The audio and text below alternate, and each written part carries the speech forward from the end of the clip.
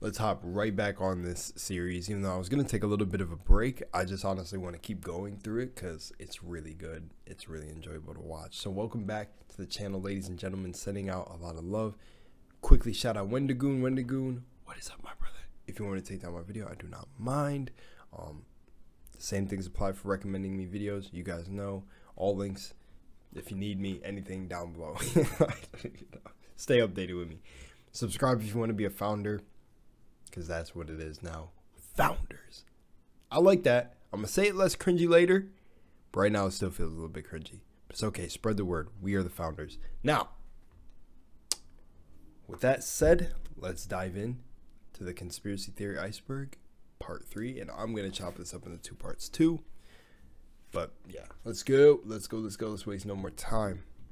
Everybody, and we are on to tier 3. Now, as you can probably see from the video title, this is not going to be the entire tier 3. And I'm sorry about that, but my reasoning for it is this. We are past most of the standard theories, and a lot of the stuff we're getting into now is either super like old world spiritual or crazy ideas in physics, or these theories and places you've never heard of that I've got to go into explanation on. So it was either going to have to be I'll skimp out on theories, not explain as much, which is lame, or I'll have to post the entire tier at once, which could be an hour or more, and it would be longer between uploads, which is also lame, or I break the tiers up in half. So sorry that this isn't the whole thing, but this will let me get them out faster. We're still going to go through it the same, and I can explain each concept more, which I think, since no one else is doing this type of thing, you all would probably prefer. Also, to requests that I'm following through on, the original picture of the iceberg will be in the description, so if you want to read along or skip ahead to anything, go ahead. I'm not going to do it on here because some people like to be surprised by what comes next, but if you want the original picture, it's down there. And also, people have asked me to talk louder, so I am certainly going to try. Keep track of all this because there's going to be more and more videos piling up, especially since they're now in half, at least from here on until something changes. There's also going to be a playlist on my channel, so if you ever get behind or anything, you can just go there and make sure that you're watching them all in order. I will be starting another series called A Deeper Dive, probably not till this is over, maybe 1 or 2 before this is over, where if there is a specific concept you want to see highlighted more, because trust me, like any of these from here on out, I could do an entire video on. Just comment it below, and in this new series, A Deeper Dive, I will do exactly that and go further into detail on these iceberg ideas. Also, for some of the more controversial ones that I'm going to mention and get into as I'm doing this, I've decided that on my Patreon podcast that we are going to be doing a couple episodes talking of the more controversial ones that I can't mention on YouTube. So if you're a patron, stay tuned for that. Let's get into it, but before we do that, I want to say sincerely from the bottom of my heart, thank you.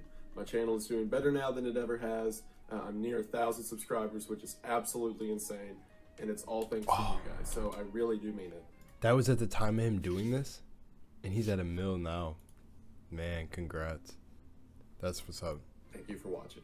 Tier 3 is titled as The Truth Agent, and its definition is point of no return. Some of this knowledge will make you appear and act like a lunatic to normal people's eyes, but it's only the beginning. If you are still here, you might want to study and research more following your path. Quantum suicide, immortality, singularity, trees. Well, I don't actually know if I should be reading some of these out loud. If he's gonna read the, I'm gonna let him do the work. Let me just. Archons are on this list. Oh wow. Wow. Okay. First up is singularity. Singularity has 2 base definitions. The first is the idea of an infinite zero in an equation. So in things such as a black hole, density is calculated infinitely, which is the reason a black hole exists.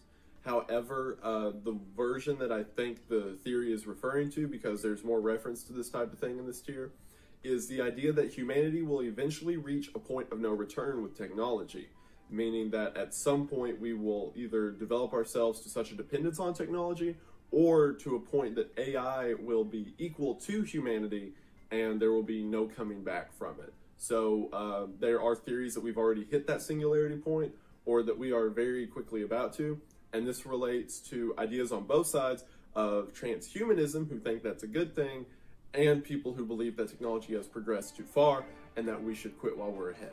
Quantum suicide and immortality is a tricky... How do you guys feel about that one? Well, I'm sure there's a lot in this video that I could ask how you feel on a certain topic. To be honest, that makes me just think back to the Deus Ex Machina stuff that I was watching.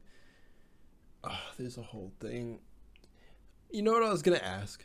No, I'll save it. You want to understand, but I'm going to try to do my best to you. Quantum suicide. I'm going to need to explain some ideas in quantum mechanics, so bear with me. I am not a physicist, but I will do my best. The word quantum itself refers to super, super small microscopic particles. I am talking pieces of atoms as they move around. What's interesting about atoms and electrons and things such as is that we never know at one point where they are. They're constantly moving, never setting still. So what that means is that we always predict where they'll be or have an idea of the estimation of where they'll be.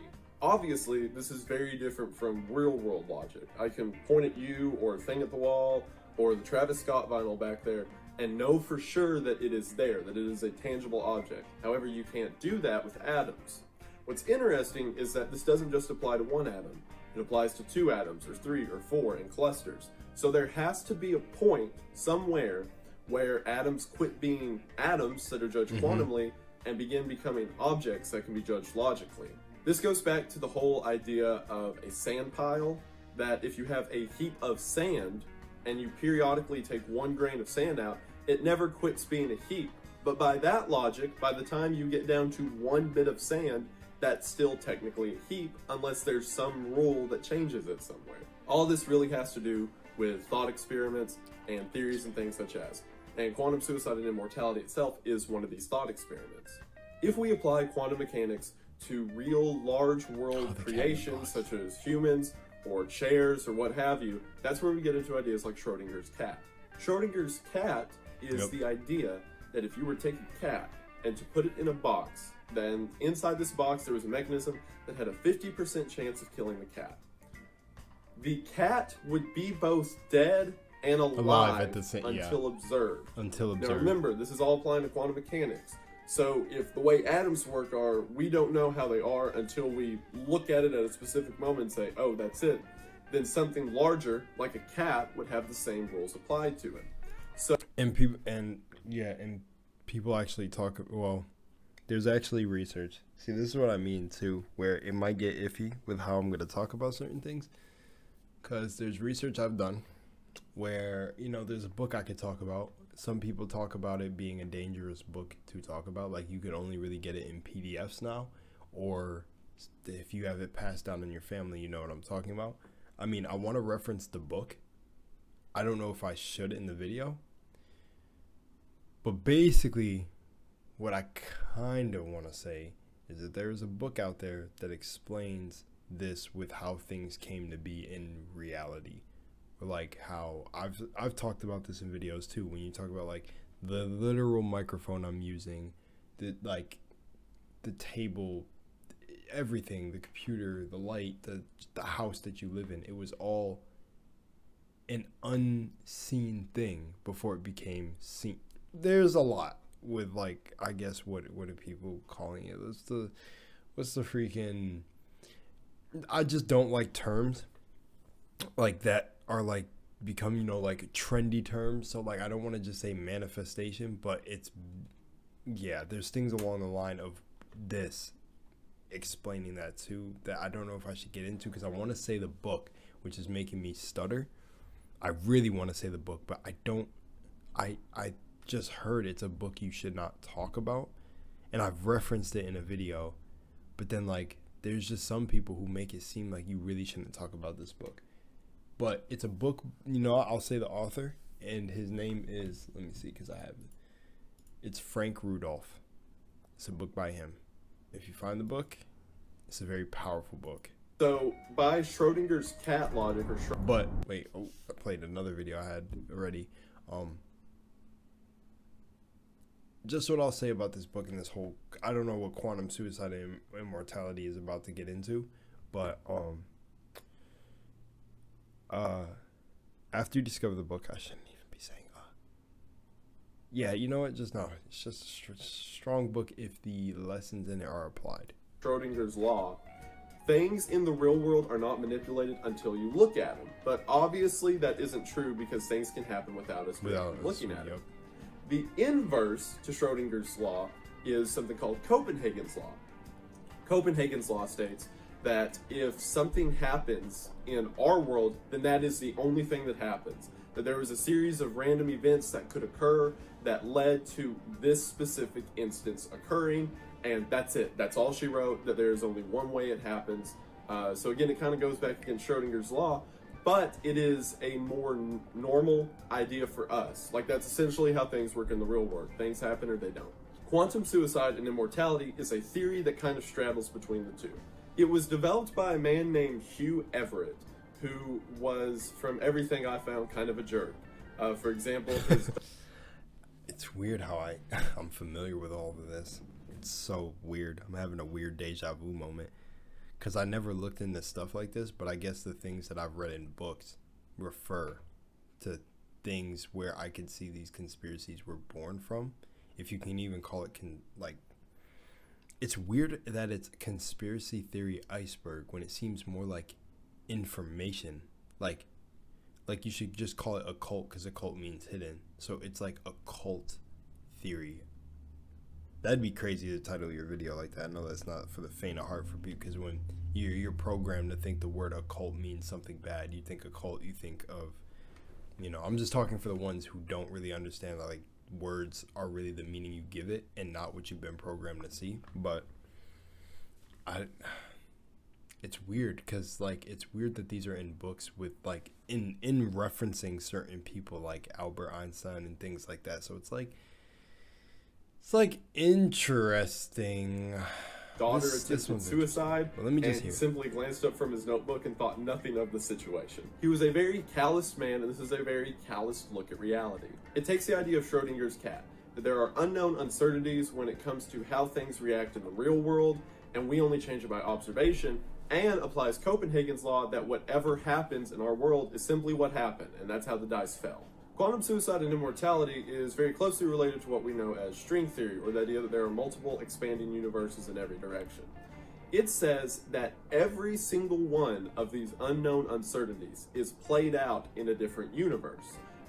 Those familiar with string theory will know what I'm talking about. Every decision that you could make is made in a separate branching off pathway, and this goes on infinitely forever for everyone. Quantum suicide and immortality is applying this to the person, saying that if you are a depressed individual, or if you are a very lively, happy individual, every single change in your character will be played out across these different timelines, which means there are some where you always commit suicide. This is rather dark, but like I said, he was a callous man. Or there are some where you live forever. His thought process on this being, if you live to be 100 and your heart simply stops, well, there's a branching off universe where your heart goes a second longer, and another one where it goes a second longer, and on and on and on. Ooh, no, I would not like to think of that like that. That's actually insane, because in a way, you could really understand that, but hell no. Which means there are infinite universes where you commit suicide or die forever, and ones where you live on forever in these branching pathways. I really hope that wasn't boring. I thought it was a really cool concept. That is a cool concept, and I would hate if that shit was... The tree swastika was discovered in Germany in 1992, in which 140 larch trees were planted in the pattern of a swastika. The significance of larch trees is that they share similarities in color and design with the other trees of the area year-round, except for a 3-week window in the winter in which they become brown with their leaves, and as you can see in the picture, create a different pattern when planted between them, in this case a swastika. What's interesting about these trees, given how tall they are, is that they would have to be planted a long time ago. And what's even more... Well, see, that's the thing. If they had to be planted a long time ago, like, well, let me let him finish instead of pausing right here and pausing so much. But I just would like to do this because every time a swastika comes into play, I want to show, but I want to show it if you look it up. The swastika symbol, today primarily recognized in the West for its use by the Nazi Party, is an ancient religious icon in various Eurasia cultures. It was used as a symbol of divinity, spirituality, and stuff like that in Indic religions, including Hinduism, Buddhism, and Jainism. So it was actually a sign of divinity, and it was a nice sign. So I feel like this, that's easily a sign of, like, the man, the myth, the legend knew what he was using when he used that as a symbol. And that goes to show you that just like words, you can change the meaning of things, but it was a sign of divinity and it got flipped. So it's crazy. I just like to point out, because every time someone talks about like a swastika, I go, yeah, that's a good symbol. And they'd be like, what? And that's their programming clicking in. I'm like, because of what you've seen throughout your life. Trust me, me too.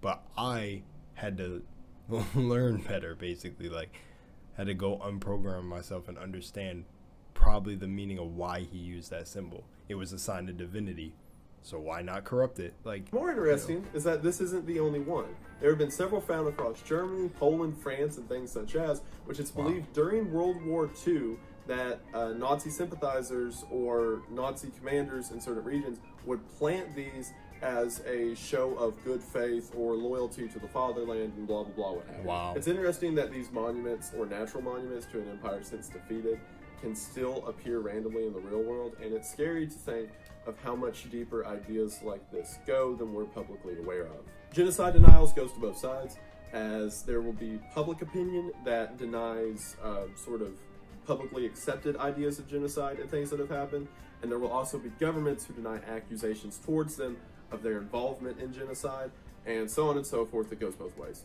Rocco's Basilisk is another thought experiment that comes from an online user who went by the name of Rocco. He developed the idea that if AI is to come to a point of singularity, or to where it gets so powerful that it's smarter than us and starts to kill us, it would be beneficial now to help it. Because after this AI becomes so super intelligent, it may begin killing people who weren't part of its creation. While this is already kind of a logical fallacy, the whole idea of you have to do evil to prevent evil from happening to you and blah, blah, blah, what's interesting about it is some of the more hypothetical theories that it gets into, and there's so many I won't go into them, but ideas that this AI may, since it can manipulate time, go back in time and simply stop people from being born who wouldn't help it, so everyone that's alive now is people that would only help it, or that the AI itself has simply come back in time to silently watch and see what people will lead to its creation, and so on and so forth.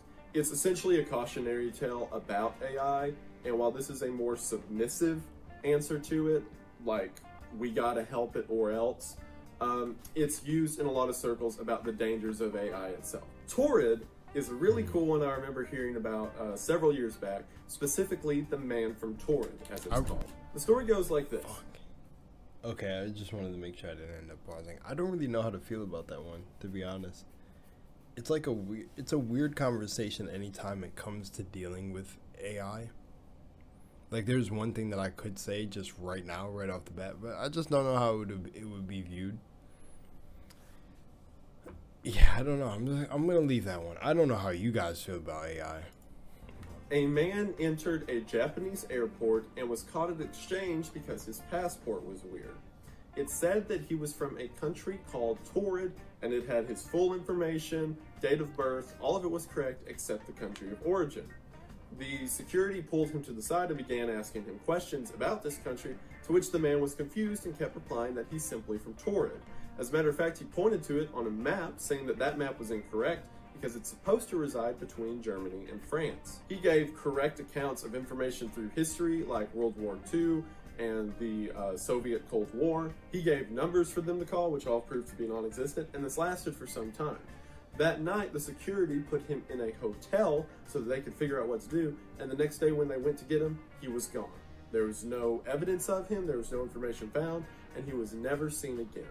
A lot of this relates back to the Mandela effect that I mentioned in the first here. There are these parallel universes that keep interacting with one another, but it's interesting, the idea that there is a different, slightly different world from ours. Still at events like Cold War and World War II, but resulted in the creation of a new country called torrid. The bloop is something that personally affects me because it has to do with my worst fear ever, the ocean. And the earth Whoa, torrid was freaking cool. That's like a dude who slipped out of his original timeline or something, or like his reality. Early 2000s, ocean researchers had several microphones placed across the Pacific Ocean. The purpose of it to be to monitor blue whale migrations. That was until, out of nowhere, from the location that was triangulated to be the bottom of the ocean, there was a bellowing roar that was so loud it was picked up by microphones in a 3,000-mile radius direction. To put that in perspective, the vocal cords of whatever this thing would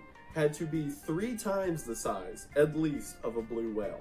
To this day, no one knows where it came from, and it has been the subject of several conspiracies or monster theories about things that live beneath the ocean, which is just further confirmation to me that I don't belong in the ocean. Rosicrucian. He said that just further confirms that he shouldn't be in the ocean. What I want to say about the bloop is, like I was saying, why don't we just explore the ocean?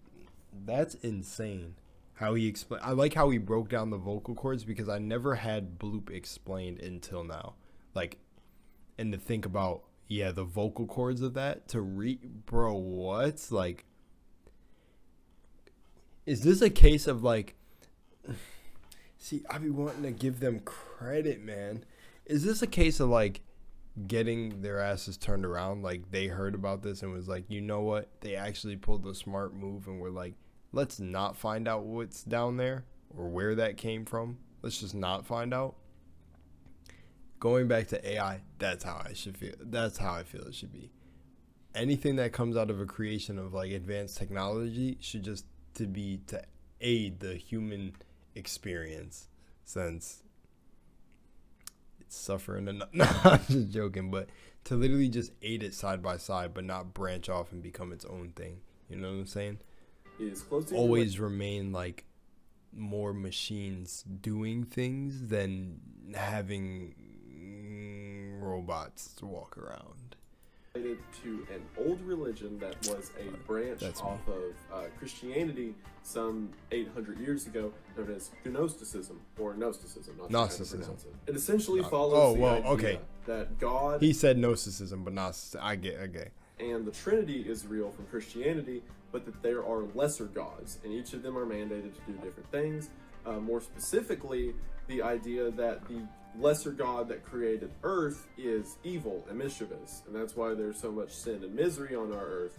While good things come from Christ and the Godhead, bad things come from our smaller god. Rosicrucianism, from everything that I can find, believes this theory but applies more science into it. Where this applies is that almost everything I found about Rosicrucianism applies to the Masons. The idea being that several of the founders of the Freemasons subscribe to this ideology, and we're not only that, but we're sort of high priest in this order. So the idea of deidal Christianity mixed with phenomenal science creating the Freemasons stays in line with most of the theories that apply to them. Sinkholes are exactly what it's referring to. Sinkholes, for those that don't know, periodically, especially in man-made areas, giant holes in the ground can open up, and I mean huge. It doesn't just have to be wherever man-made items are, but that's normally where it happens.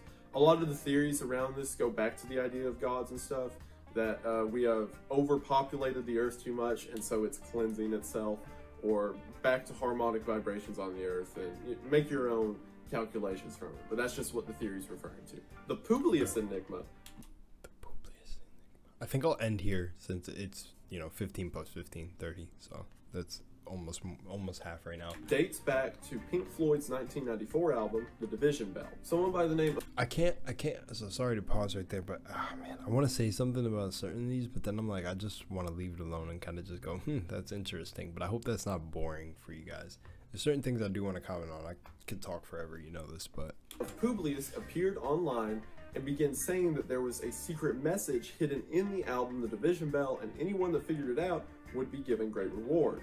Now, while you could just chalk this up to some crazy person on boards, they seem to know a whole lot about Pink Floyd and the album itself, and when questioned about their legitimacy, they said to watch the stage at the next Pink Floyd concert to which the lights began flashing in code the name of Publius. Obviously, this guy has connection somewhere.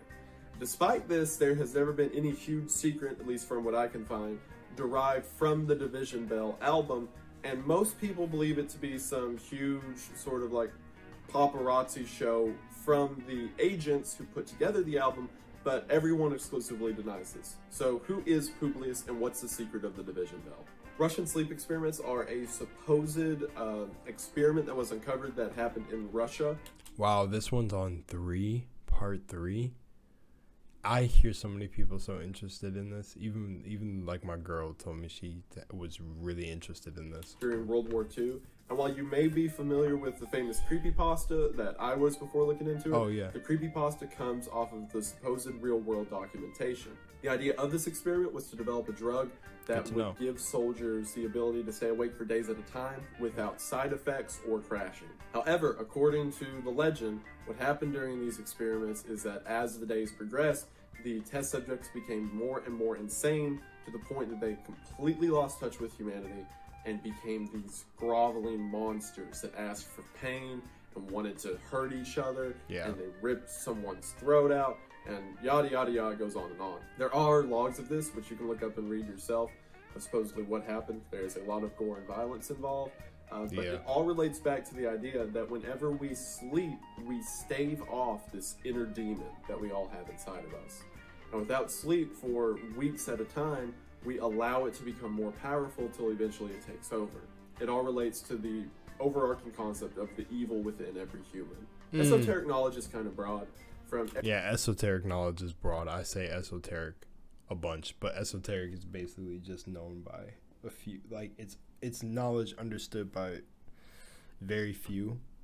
But okay, I wanted to end there, but then I'm like, okay, I even heard about Denver Airport, but I want to end on one I don't know, because of course the Russian sleep experiment was right where I was going to end the video, but I know that one.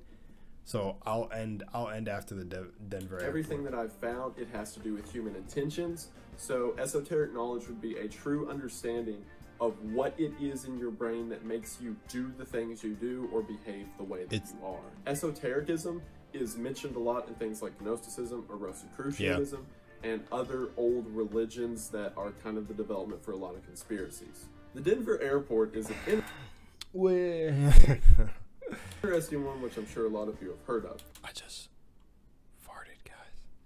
Denver Airport, yeah. For one, the layout of the Denver Airport makes absolutely no sense. The way it's built, with its hallways that go seemingly nowhere and terminals that are completely separate from everything else, doesn't make a lot of sense on the outside. However, when you look at old plans that had the idea of there being a giant underground, and there supposedly isn't one, it comes to the theory that it is a secret bunker, either by the military or some say the Illuminati and things such as.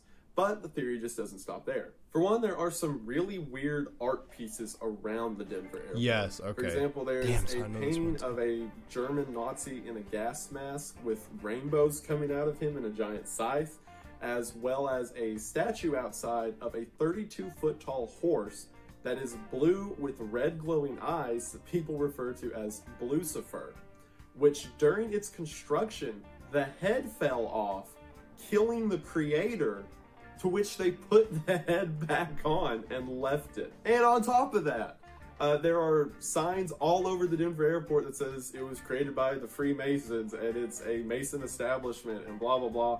And theories range from the idea of Denver Airport being the gateway to hell to just the idea that it's a secret military or Freemason base that is kept quiet from the public. Archons relate back to Gnosticism. The Gnosticism. See, I knew it. I knew he was going to say that. The Archons relate back to the Gnosticism. Because, yeah. Well, I call it Gnosticism, but it doesn't really matter. But yeah, I knew it. Because Archons... I will just end the video by saying we're Archon food. But if you understand that one, that's just so crazy. But it's funny because if you that's why I wanted to make the comment on the whole science and religion thing. If you understand the science, yeah. I'm just gonna take my Eldritch Eldritch God adjacent self to sleep. Nah, I got to do different videos now though. But no, in all seriousness, I didn't know that about Denver Airport. That's funny that the head literally fell off, killed the creator, and they still put the head back on. That's weird.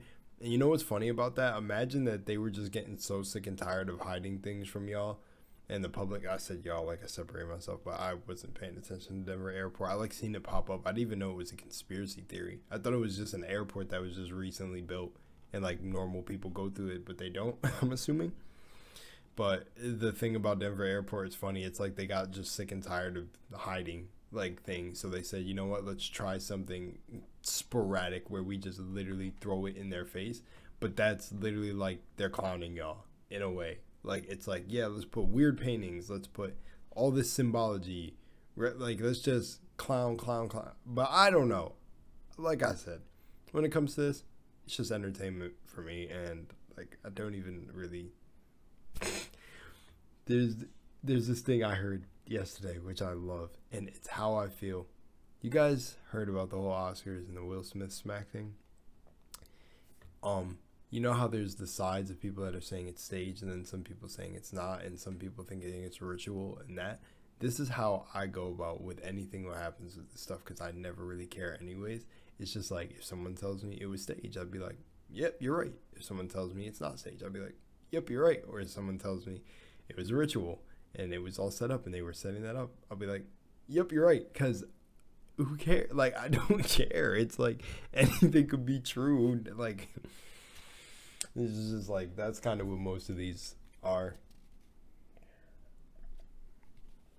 I don't know. I want to go in more depth with that, but I do have to get to other videos. I will see you back in part 2. Much love and moonlight. I hope you're enjoying watching these along with me. I hope my esoteric brain and chaotic way of explaining things, my Aquarius mind, I'm just joking, relax, delivers it to you. And I'm grateful for everyone enjoying this with me. And I'm just grateful for you guys recommending this in the beginning, because this is dope. Like, this is actually so enjoyable to watch.